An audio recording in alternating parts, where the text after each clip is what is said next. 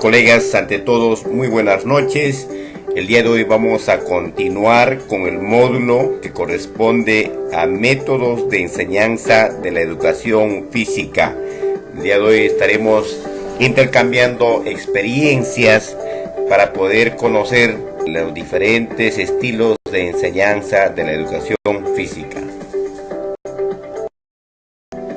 Colegas, si bien es cierto, cuando hablamos de métodos de enseñanza, etimológicamente el término de método proviene del griego métodos, que significa camino, vía, medio para llegar al fin. Ahora, lo que es el método de enseñanza es el medio que utiliza la didáctica para la orientación del proceso de enseñanza-aprendizaje. Mena concibe el método de enseñanza como el conjunto de momentos y técnicas lógicamente coordinadas para dirigir el aprendizaje del alumno hacia determinados objetivos. La concepción para Delgado en el año 1991 nos dice que los métodos de enseñanza o didácticos son caminos que nos llevan a conseguir el aprendizaje en los alumnos, es decir, a alcanzar los objetivos de enseñanza. El método media entre el profesor, el alumno y lo que se quiere enseñar.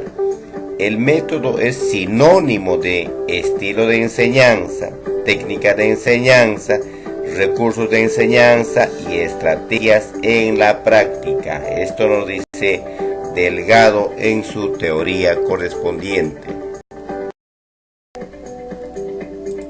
Colegas, cuando hablamos sobre el método como estilo de enseñanza, sabemos muy bien que el estilo de enseñanza implica la forma particular de conducir la clase por cada uno de nosotros, o la forma peculiar del docente de interactuar con los alumnos y el objeto, en este caso, de la enseñanza-aprendizaje.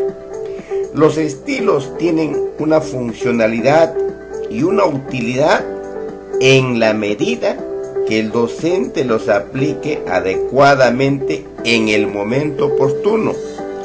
Esto es, de acuerdo a las actividades o tareas que deben realizarse, de acuerdo al propósito de aprendizaje, colegas, a las características de los estudiantes, a los materiales y espacios disponibles, ¿no? Por otro lado, también los estilos de enseñanza no se utiliza como un elemento puro, o sea, yo no puedo utilizar exclusivamente tal vez un determinado estilo. Puedo variar, puedo de repente incorporar de acuerdo en este caso a las actividades, sino en que en muchas ocasiones se utilizan partes de ellos o combinados unos con otros, o sea, un estilo con otro estilo, dependiendo, ¿no? En educación física se ha investigado, sistematizado y probado en la práctica un conjunto de estrategias metodológicas, ¿no?, las que a continuación vamos a tratar de explicar más adelante. En este caso, Monstone, citado por Delgado en 1993, considera que los estilos de enseñanza muestran cómo se desarrolla la interacción profesor con alumno en el proceso de toma de decisiones. Colegas, es necesario conocer la clasificación de los estilos de enseñanza. Una de las clasificaciones más antiguas y acertadas es la de Monstone, en el año 1982, modificada o enriquecida posteriormente por Sara, ¿no?, asimismo en el año 1993, y planteada por Delgado. Delgado ha planteado, haciendo algunas modificaciones en el año 1991, que hasta ahora, de alguna medida, a veces muchos de nosotros estamos cogiendo, ¿no?, la teoría, en este caso, tanto de Monstone como de Delgado, para poder trabajar de los estilos de enseñanza de la educación física. colegas, acá podemos observar la clasificación de los estilos de enseñanza de la educación física. Efectivamente hay muchos autores que clasifican de diferentes formas, pero lo que más se acoge a nuestra realidad y lo que en realidad estamos trabajando es de Monstone y lo que es Delgado Noguera. Por ejemplo, Monstone clasifica como mando directo, asignación de tareas, enseñanza recíproca, grupos reducidos, programas individuales, descubrimiento guiado, resolución de problemas y creatividad, ¿no? Pero acá Delgado Noguera también se basa en función a la clasificación de Monstone para poder clasificar esto o agrupar en 5 categorías, lo que son los estilos de enseñanza tradicionales, los estilos de enseñanzas participativos, los estilos de enseñanza individualizados, los estilos cognitivos y los estilos creativos. Lo clasifica en 5 categorías, agrupando lo que ha mencionado Monstone y algunos más, ¿no? Entonces eso vamos a poder ver punto por punto en función a la teoría de Delgado Noguera. Podemos apreciar las 5 categorías que clasifica Delgado Noguera. Podemos ver los estilos dirigidos, participativo, individualizado, cognitivos, creativos. De esto vamos a tratar el día de hoy. Colegas, con respecto a la primera categoría de lo que son los estilos dirigidos o tradicionales, tenemos el mando directo. El mando directo ha sido bien estricto, ¿no? El mando directo tiene raíz militar. Este estilo tradicional ha sido el más utilizado en educación física en esos años, ¿no? Cuando, por ejemplo, el maestro proporcionaba al alumno la respuesta sobre la resolución de un problema motor. Estamos ante este estilo de instrucción directa o mando directo. Se trataba de provocar una respuesta de una o más personas respecto a un tema determinado. La instrucción directa ha de estar basada en la existencia de 2 premisas básicas, a saber, por un lado, que existía una solución perfectamente definida y eficaz, por otro, que el profesor sea capaz de comunicar al alumno. En suma, el profesor ha de realizar todas las operaciones que la clase implica, desde aquellas previas relativas a la preparación de la clase hasta la evaluación, pasando por la ejecución. Entonces, en este mando directo el docente explica lo que se tiene que aprender, luego realiza una demostración de lo explicado, luego la práctica organizada y la evaluación. Este estilo, colegas, el mando directo, se daba el control total, en este caso, del docente. Se decidía qué y cómo enseñar y evaluar a través de una explicación que hacía una demostración, ¿no?, general. El estudiante, por ejemplo, aprendía por recepción o por reproducción del modelo. Tenía una poca autonomía, ¿no? Este estilo, colegas, de mando directo se ha caracterizado por lo general por el mayor control del docente sobre lo que se va a enseñar, ¿no? Nosotros en esta parte de lo que es el estilo se enseñaba, por ejemplo, las habilidades específicas, ¿no?, o de mayor complejidad. Asimismo, también en el mando directo ha sido un estilo muy desnotado debido a su utilización premilitar. En su más pura esencia se utiliza en la actualidad en la enseñanza tales. En la actualidad se utiliza, por ejemplo, cuando enseñamos los aeróbicos, con la gimnasia, ¿no? O también algunos gestos deportivos, ¿no? En efecto, el aprendizaje por imitación, aparte de ser los más antiguos, se muestra extremadamente eficaz en aquellas tareas motrices cuyo elemento esencial es el rendimiento mecánico. Asimismo, resulta adecuado para el aprendizaje de tareas motrices complejas, ¿no? En muchos casos relacionadas con el deporte, en tanto que este implica técnicas de ejecución muy precisas con existencia de soluciones concretas, ¿no?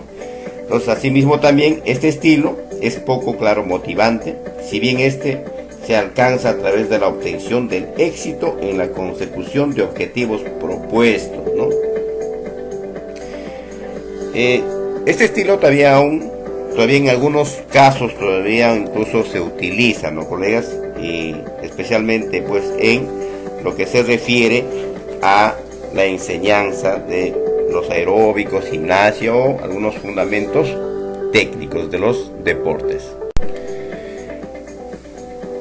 Otro, el estilo de enseñanza, dentro de los estilos dirigidos, tenemos el estilo de asignación de tareas. La diferencia fundamental con el mando directo y su modificación es que el alumno asume partes de las decisiones interactivas referentes a la posición y organización de los mismos y al ritmo de ejecución. Supone un paso más hacia la autonomía e individualización del alumno.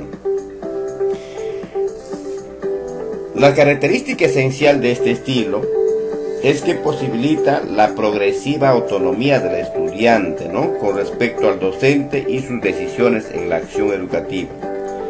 Esta práctica autónoma se produce cuando, tras la explicación o demostración propia del estilo de instrucción directa, se inicia la ejecución de la tarea o conjunto de tareas motrices por parte del estudiante.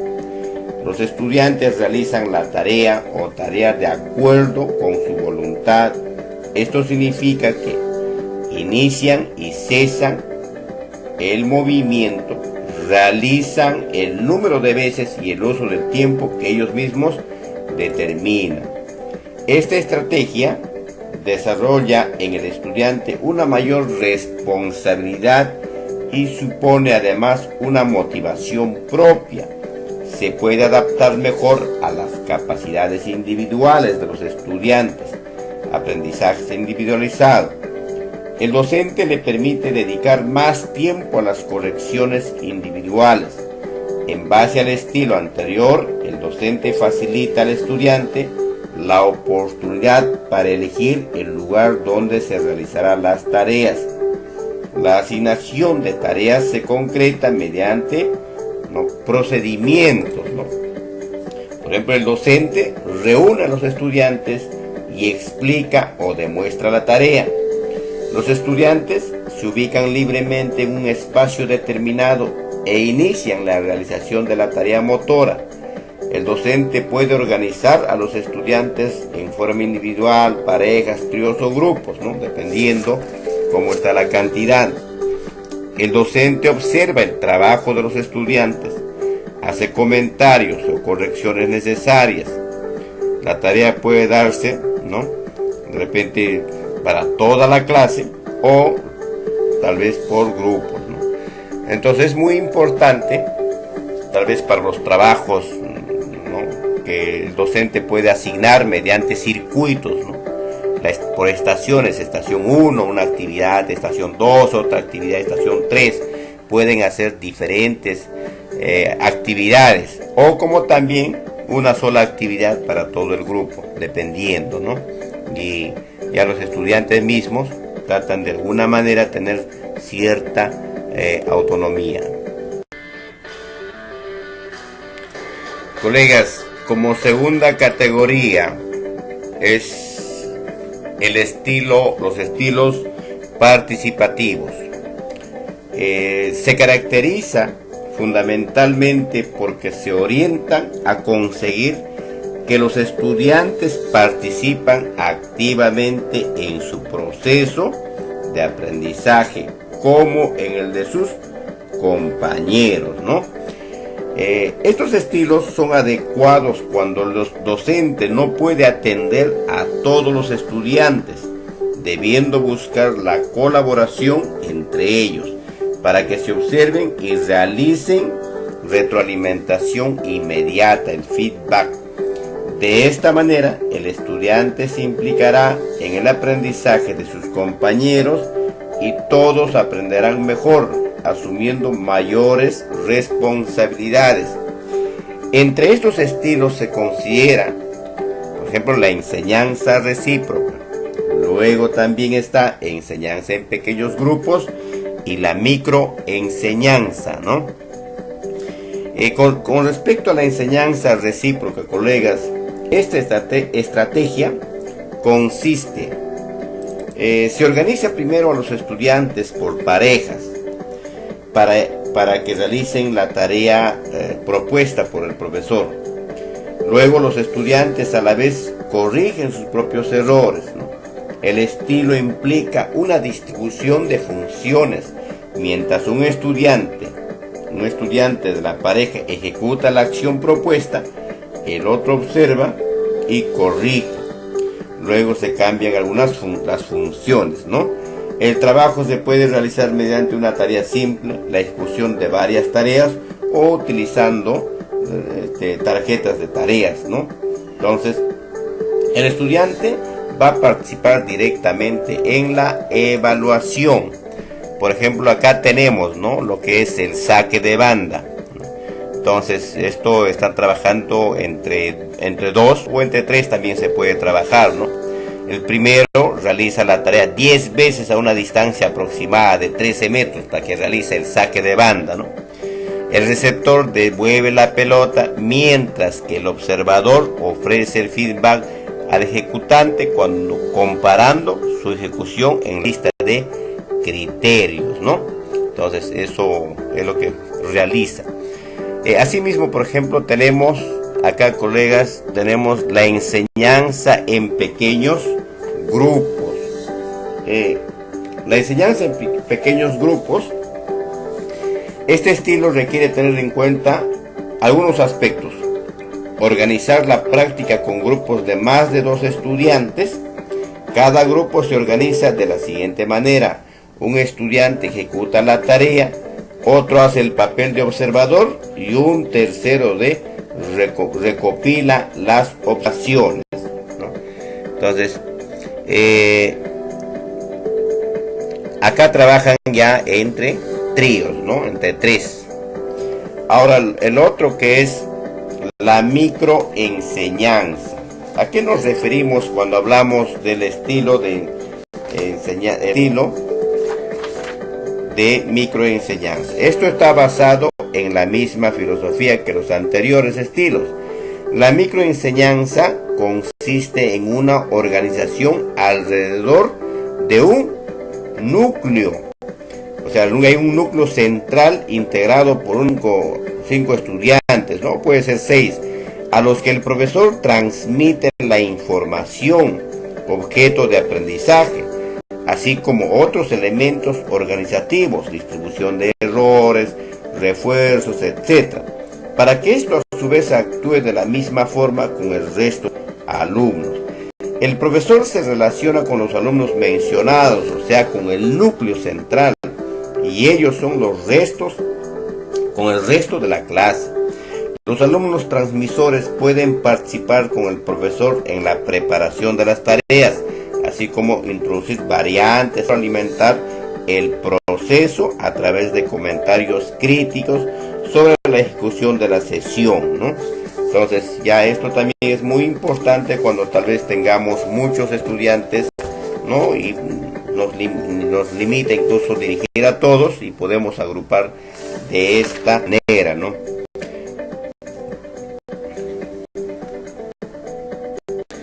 Podemos apreciar en esta imagen, colegas, cuando se trabaja el estilo individualizado, ¿no? Porque el trabajo lo que es recíproco, ¿no? un estudiante está realizando el saque de banda y el otro estudiante pues no observa lo que está realizando, pero para ello el docente tiene que entregarle, ¿no? Para que pueda realizar la evaluación correspondiente. Por ejemplo, le dice acá, se utiliza las dos manos al balancear la pelota hacia el punto A, detrás de la cabeza. Entonces el observador tiene que guiarse con estos criterios para que pueda evaluar y en función a ello pueda corregir, ¿ve? La otra categoría, de acuerdo a la clasificación, son los estilos que promueven la individualización. Este estilo, colegas, su importancia radica en el que giran en torno al estudiante, considerando sus intereses, ritmos de aprendizaje o de nivel de aptitud. Así se procura, con el trabajo individualizado, producir en los estudiantes una mayor motivación a través de la toma de decisiones y de la propia evaluación, ¿no? Se consideran las siguientes estrategias metodológicas: los programas individuales, el trabajo por grupos y la enseñanza modular. Es muy importante, colegas, ¿no? Realizar a un inicio una evaluación, la evaluación inicial, para ver en qué estado se encuentra. La observamos en las rutinas, ¿no?, diarias. Las relaciones entre alumno y maestro son muy mínimas, basadas en una lista de tareas adecuadas a las necesidades del estudiante. Colegas, los estilos que promueven la individualización se clasifican en tres, como son los programas individuales, ¿no? En esta parte es la individualización de la enseñanza. El estudiante sigue su programa, el docente realiza una labor indirecta y la evaluación la realiza el propio estudiante mediante la autoevaluación. El estilo consiste, ¿no? Primero, el docente establece el programa que debe seguir el estudiante. Luego se elabora una hoja de observación y descripción de la tarea a efectuar. Luego, algunos programas pueden ser de naturaleza cuantitativa, es decir, que se caracterizan por las repeticiones o el número de series, ¿no?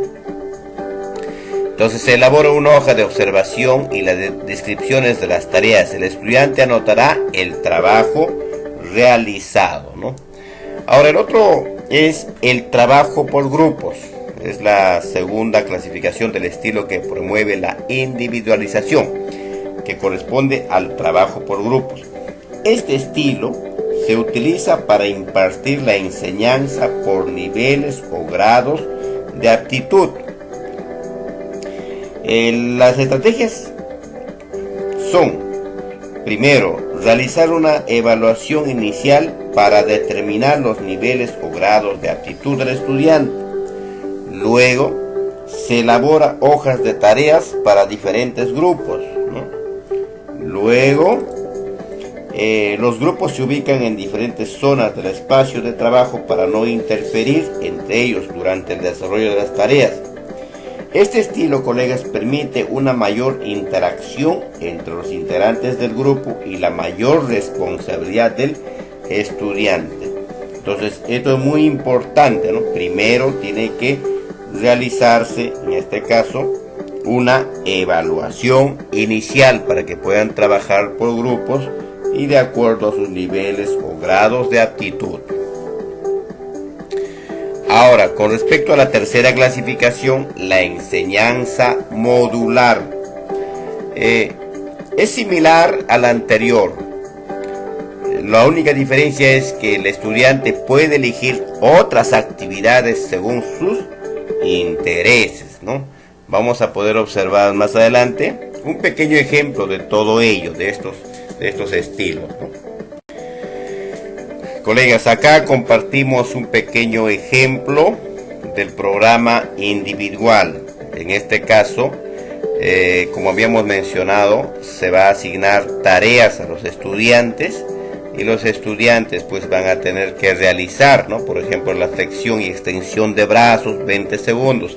Tiene que autoevaluarse. ¿no? En 20 segundos, ¿cuánto realiza? Por ejemplo, en este caso ha realizado 25 repeticiones. Por ejemplo, abdominales apoyando con los pies en un banco, 30 segundos. ¿Cuántas repeticiones he hecho en 30 segundos? 10, ¿ve? El salto de longitud sin carrera de impulso. ¿Cuánto he hecho? ¿Qué distancia? 0.90, ¿no? La carrera de velocidad en 20 metros, 10 segundos. El dribbling y lanzamiento a la canasta 6 veces. ¿Cuántos aciertos? 4 aciertos. Entonces, estos son, colegas, los programas individuales para que el estudiante pueda realizar y pueda autoevaluarse, ¿no? Entonces, eso también es muy importante, ¿no? Realizar este tipo de trabajo, especialmente cuando se va a realizar algún reforzamiento, ¿no? Reforzamiento, ¿no? O en su defecto también tal vez un programa para poder fortalecer, ¿no? una determinada competencia, ¿no? Colegas, en esta parte, la cuarta categoría que clasifica Delgado es los estilos cognitivos, ¿no? Los estilos cognitivos que hace frente al aprendizaje repetitivo y reproductor. Esto se orienta a estimular el aprendizaje activo y significativo mediante la indagación y la experimentación motriz, ¿no? Tiene su fundamento en la psicología cognitiva y en los aportes de Brunner, Piaget, Vygotsky y Ausubel. Se orienta a estimular el aprendizaje activo, ¿no? En este caso se va a caracterizar por integrar al estudiante desde el comienzo en la realización de la tarea, brindándole ayuda de acuerdo a las dificultades que se encuentra y a los progresos que realiza. Ayuda temporal que se va retirando progresivamente. Sitúa la influencia educativa en la zona del desarrollo próximo, es decir, en la zona potencial por desarrollar aquellas potencialidades humanas que aún no se han desarrollado como capacidades. Estos estilos, colegas, son favorables para la enseñanza de tareas abiertas, habilidades básicas y genéricas, situaciones tácticas o aquellas que tienen relación con la expresión corporal. Además, son más indicadas para la tarea de tipo individual, ¿no? Entonces, se clasifica, colegas, en los estilos por descubrimiento guiado y la resolución de problemas, que veremos más adelante. Colegas, ahora vamos a tratar sobre el estilo cognitivo, exclusivamente lo que son el descubrimiento guiado. Si bien es cierto que en este estilo, esta estrategia se caracteriza porque establece una profunda relación entre la actividad física y cognitiva, así que adquiere especial importancia la globalidad de la persona. Este estilo se basa en el conflicto cognitivo, es decir, crear en el estudiante la necesidad de buscar una solución ante la presencia de una situación problemática. Esta solución solo será satisfecha en la acción de la búsqueda. Entonces, en todo momento podemos inducir al estudiante a un proceso de indagación, exploración, que el estudiante tiene que descubrir, ¿no? Entonces, se tiene que, por ejemplo, seleccionar claramente lo que el estudiante aprenderá, en este caso la acción motriz, proporcionar en todo momento algunos indicios mediante preguntas, planteando algunas preguntas para que el estudiante pueda descubrir, ¿no?, la acción motriz. Esto también se evalúa mediante que los estudiantes van dando algunas respuestas, ¿no? Por ejemplo, acá tenemos de una actividad para poder comprender, ¿no? La actividad lo hemos hecho de una actividad un poco familiar, ¿no? Por ejemplo, el propósito es descubrir la posición para el lanzamiento, ¿no?, la postura, ¿no? Podemos decir, por ejemplo, pregunta 1. ¿Cuál es el objetivo principal del lanzamiento de bala? Entonces, puede ser la posible respuesta, ¿no? Lanzar lo más lejos que sea posible, etc. Pregunta 2. ¿Qué es necesario para llegar lejos? Entonces los estudiantes tienen que descubrir, ¿no? O sea, mediante, de repente, experimentando, ¿no? Por ejemplo, la pregunta 3. ¿Qué más es necesario? ¿No? Entonces la siguiente pregunta, por ejemplo, en el conjunto de movimientos para el lanzamiento de bala, ¿dónde deben alcanzar su punto máximo, la potencia y la velocidad? ¿Ve? Pues ellos tienen que descubrir, nosotros no tenemos que darlo, ellos tienen que descubrir mediante experimentando. Asimismo, hay otro ejemplo acá, por ejemplo, se le puede preguntar, ¿no? A través de preguntas, ellos pueden experimentar con algunas actividades motoras. Por ejemplo, un jugador de fútbol avanza dominando el balón al área contraria. Un defensa rival le sale al frente para evitarlo, ¿no? Entonces lo preguntamos, ¿qué hará el jugador que lleva el balón? Entonces ellos van a entrar en un conflicto cognitivo, ¿no? Entonces van a buscar diferentes alternativas, ¿no? Entonces obviamente tiene varias opciones, ¿no? Pasar el balón a un compañero, rematar al arco para conseguir el gol, eludir el defensor porque tiene habilidades para ello. Entonces, colegas, y así podemos formularle varias preguntas a los estudiantes para que ellos puedan, en este caso, buscar, ¿no? La solución determinada. Pueden experimentar, ¿no? Mediante su cuerpo, mediante movimientos, ¿no? Para que puedan dar una respuesta a este conflicto cognitivo. Colegas, con respecto al estilo de la resolución de problemas, este estilo, frente a una situación problemática, el estudiante debe de encontrar por sí mismo la solución, con total independencia del docente. Para ello puede ser de utilidad, ¿no? Entonces él mismo tiene que encontrar la solución, nunca debe ser conocida por el estudiante. Es una característica muy importante de este estilo de enseñanza, ¿no? Utiliza el pensamiento lógico y crítico, se ofrece algunas pistas, pero sin dar solución. El conflicto induce a una investigación, una indagación. El profesor valora el proceso de descubrimiento, ¿no? Es así que la búsqueda de alternativas para la solución de estos problemas motrices, estimulando así la creatividad del estudiante. Realizar una buena selección de problemas a resolver de tal manera que sean relevantes para la educación física como para la experiencia de los estudiantes.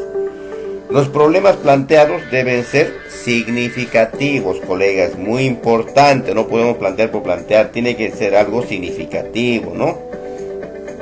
Con relación pues al propósito de aprendizaje.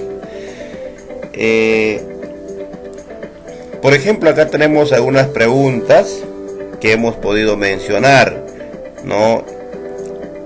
Podemos decir, a ver, al estudiante, el punto central de esta tarea consiste en diseñar movimientos que no hayas visto antes, basándote en tus conocimientos de fuerza, equilibrio y flexibilidad y agilidad. Diseña 3 movimientos distintos que se adapten a cada una de las siguientes condiciones. Ejecuta cada ejercicio diseñando 3 veces hasta que lo realizas bien. Un movimiento fácil para agilidad utilizando la pared. ¿Ven? Nosotros nos planteamos este problema y los estudiantes tienen que resolverlo, ¿no? Un movimiento fácil para la fuerza de brazos con un compañero. ¿Ve? Entonces, mira, imagínate que le estamos planteando de esta manera para que el estudiante pueda descubrir, pueda experimentar, pueda vivirlo, ¿no? Pueda estar en interacción. Otro, por ejemplo, un movimiento fácil para la flexibilidad de caderas utilizando una cuerda. Ya tendrán que ingeniarse, tendrán que experimentar hasta que busquen la solución. colegas, con respecto a la quinta categoría, clasificado por Noguera, lo que es el estilo de enseñanza que promueve la creatividad. Este estilo, colegas, el objetivo principal de este estilo es que de fomentar la libertad en relación a la libre expresión del individuo, la creación de nuevos movimientos o a la innovación tanto para estudiantes como para los docentes. Los estilos creativos se concretan cuando el docente hace que los estudiantes describan la situación tal como la ven, remodelan el movimiento de acuerdo a las diferentes analogías sugeridas por el propio estudiante, solo interviene para estimular y ayudar al estudiante, ¿no? El estudiante tiene libertad para preguntar, analizar, innovar, considerar nuevas situaciones, buscar alternativas, es decir, la autonomía para la creación motriz, por lo que favorece su capacidad de aprender a aprender, ¿no? Entonces acá podemos observar, colegas, a la se le tiene que dar bastante libertad para que puedan innovar y crear nuevos movimientos, ¿no? Y de eso se trata lo que es el estilo de enseñanza que promueve la creatividad.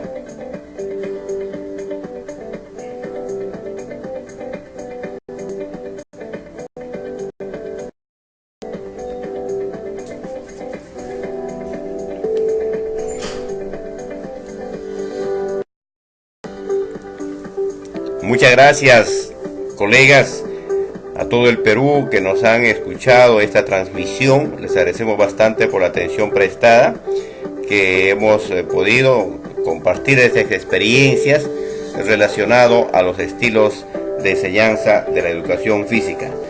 No se olviden, colegas, a la próxima vamos a tratar, ¿no?, con referente a la temática que continúa. Muchísimas gracias, un saludo y que Dios me lo bendiga.